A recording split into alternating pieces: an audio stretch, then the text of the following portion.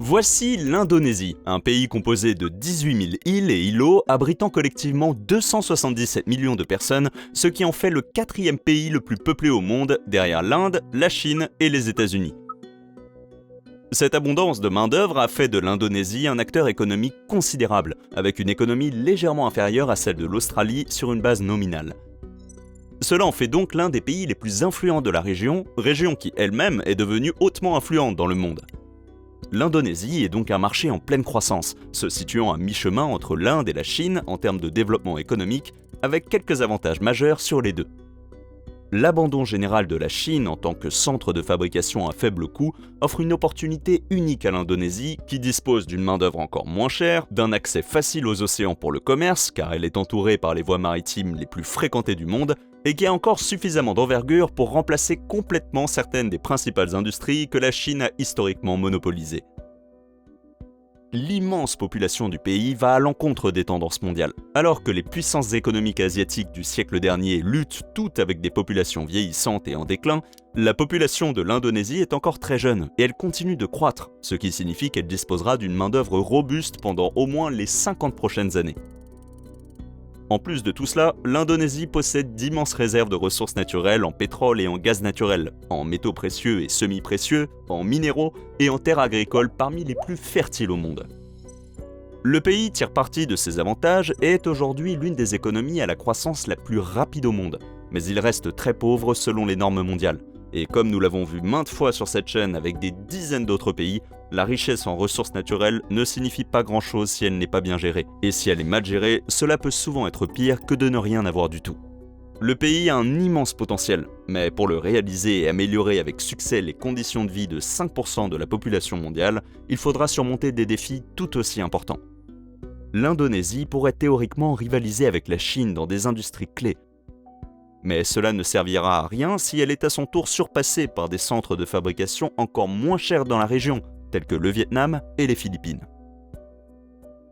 L'Indonésie fait également face à des problèmes démographiques, géographiques et politiques importants, qui pourraient rapidement changer sa trajectoire, la faisant passer d'une des économies à la croissance la plus rapide au monde à un autre échec économique du début des années 2020. Alors, l'Indonésie a-t-elle une gestion économique suffisamment efficace pour accéder à la classe moyenne mondiale ? Le pays pourrait-il devenir une alternative viable à la Chine pour les grandes industries mondiales ? Et enfin, les superpuissances actuelles de la région le permettraient-elles ? Une fois que nous aurons fait tout cela, nous pourrons, comme toujours, positionner l'Indonésie sur le classement de l'économie expliquée.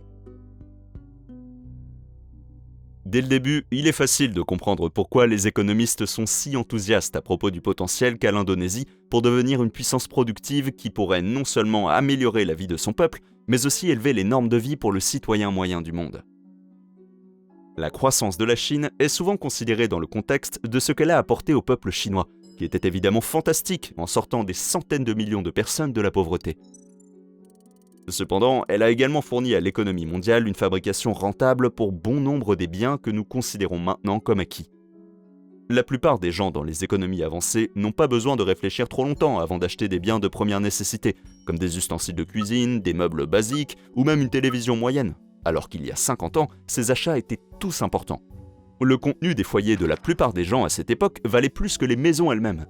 Certes, les maisons étaient beaucoup moins chères qu'aujourd'hui, mais cela montre quand même à quel point nous pouvons consommer davantage grâce à la capacité industrielle accrue de la planète, et des pays comme la Chine en particulier ont été les plus grands contributeurs à cette production supplémentaire. Ainsi, un pays comme l'Indonésie qui dispose clairement de 2 des 3 facteurs de production prêts à être exploités est quelque chose qui devrait exciter tout le monde, mais la terre et le travail ne suffisent pas en eux-mêmes dans l'économie mondiale moderne. La main-d'œuvre importante du pays et ses terres abondantes et bien situées ont toujours été présentées pendant la plus grande partie de son histoire, et pourtant l'Indonésie n'a pas été particulièrement riche en soi, en particulier pas sur une base par habitant. Elle a toujours, d'une manière ou d'une autre, manqué du 3e facteur, le capital. L'économie de l'Indonésie, telle qu'elle existe aujourd'hui, a vraiment commencé après la fin de la Seconde Guerre mondiale. Pendant la guerre, le pays a été envahi par les Japonais, qui voulaient exploiter ses riches gisements de charbon et de pétrole. L'occupation était si sévère que la taille moyenne de la population indonésienne a diminué de manière mesurable en raison du manque de nutrition. Après la guerre, la situation ne s'est guère améliorée. L'Indonésie, ancienne colonie néerlandaise constituant les Indes orientales néerlandaises, a suivi l'exemple de nombreuses autres colonies à la fin de la guerre et a commencé à rechercher l'indépendance. Cette transition n'a pas été pacifique et des combats ont éclaté dans tout le pays entre les forces néerlandaises, les civils indonésiens pro-néerlandais et les révolutionnaires. Ces combats ont duré pendant 4 ans et demi, enfonçant encore un peu plus dans la pauvreté un pays déjà très affaibli. Après la reconnaissance de leur indépendance, les conditions se sont améliorées, mais à peine. Le pays ne disposait pas des infrastructures ni même des systèmes de gouvernement nécessaires pour être autre chose qu'une colonie exploitée pour ses terres agricoles et ses ressources naturelles. Construire un gouvernement à partir de zéro est une tâche très difficile, sans même considérer les défis découlant de près d'une décennie de conflits. Les nouveaux dirigeants du pays devaient essentiellement tout mettre en place, des services gouvernementaux locaux aux alliances géopolitiques.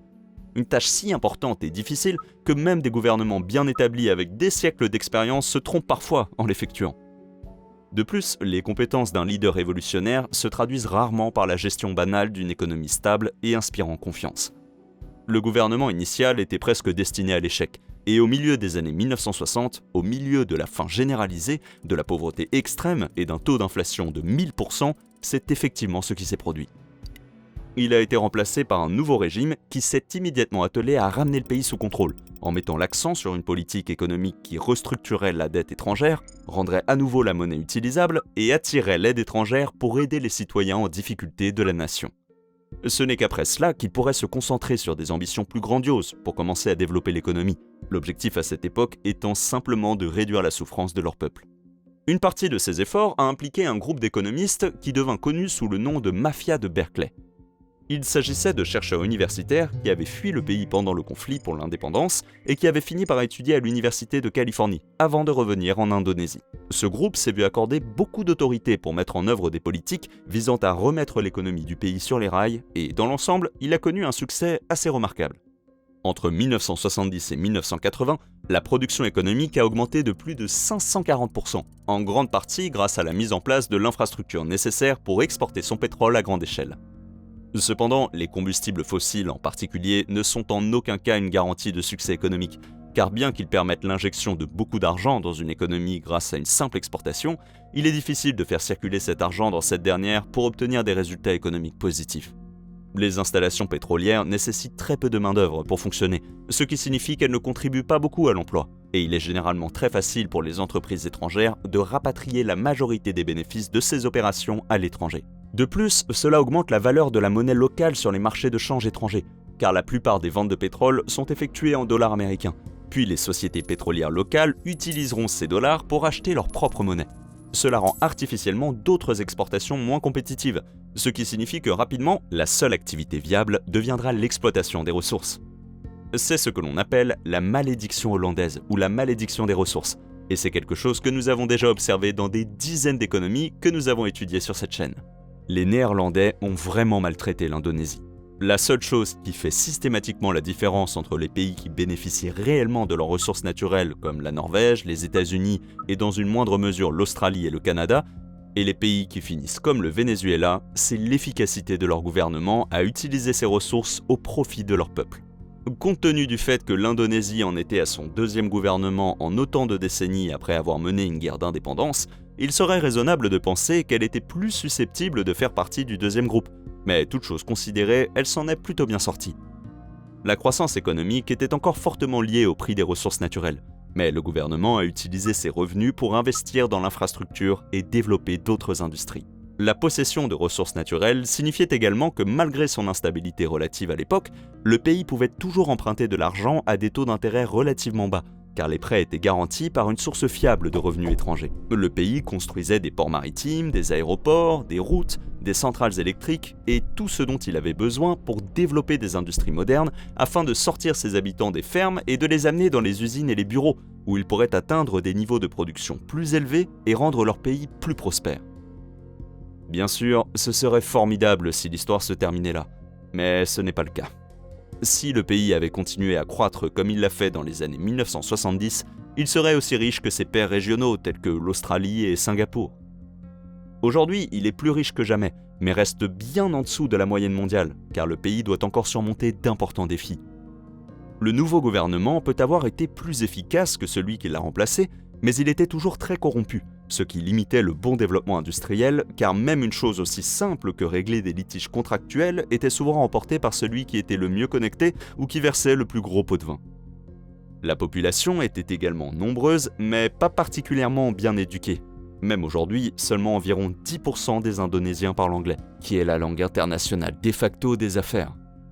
Le gouvernement a investi dans l'éducation au cours de son histoire, mais il est toujours à la traîne, même par rapport à des rivaux régionaux comme l'Inde, et cela devra s'améliorer s'il veut devenir une économie véritablement avancée, ce qui est tout à fait possible, à condition de sérieusement résoudre ses principales faiblesses. En y regardant de plus près, son territoire est à la fois une bénédiction et une malédiction.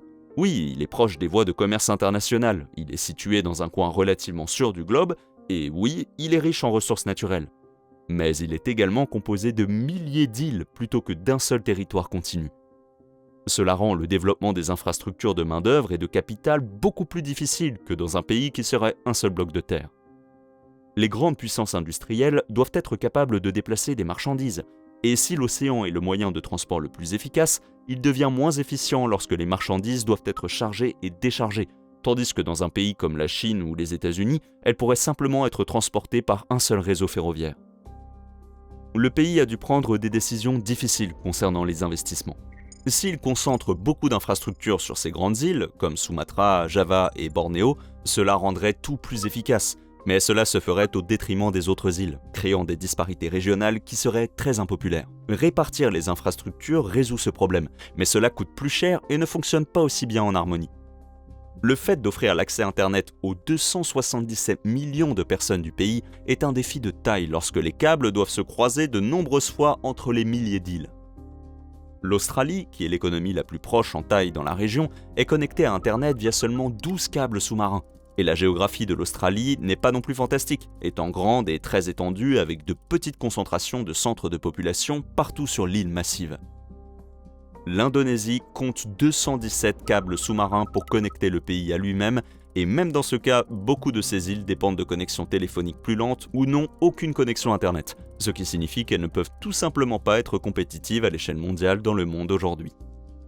Ce défi s'étend à tous les domaines d'activité du pays, pas seulement Internet.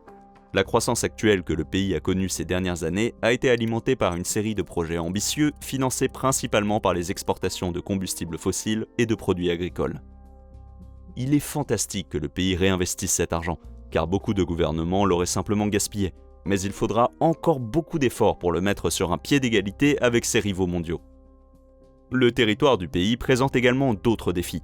L'Indonésie a récemment annoncé des plans pour déplacer entièrement sa capitale de Jakarta sur l'île de Java à Nusantara sur l'île de Bornéo. Si tout se passe comme prévu, la nouvelle capitale ouvrira ses portes presque exactement un an après la diffusion de cette vidéo. Il s'agira d'une ville entièrement construite à partir de zéro, ce qui n'est pas tout à fait inédit pour les capitales nationales, mais les raisons de ce cas le sont. Jakarta est devenue surpeuplée, encombrée et polluée. La qualité de l'air de la ville est récemment devenue pire que celle de villes notoirement polluées, comme Beijing, Delhi et Manille, en faisant effectivement la ville la plus polluée du monde. En plus de tout cela, Jakarta est sujette aux tremblements de terre, et elle s'enfonce à cause du pompage des eaux souterraines pour répondre aux besoins des 10,5 millions d'habitants de la ville. La décision de déplacer la capitale a été envisagée par les gouvernements successifs presque depuis que le pays a acquis son indépendance. La décision de simplement aller de l'avant et de le faire a été prise par le nouveau gouvernement élu, qui s'est forgé une réputation d'opérer de grands changements décisifs. En plus de changer de capitale, le gouvernement, sous la direction d'un nouveau président charismatique, a donné son feu vert à une série de grands projets, à un rythme qui n'avait pas été vu dans le pays depuis la période de croissance rapide dans les années 1970.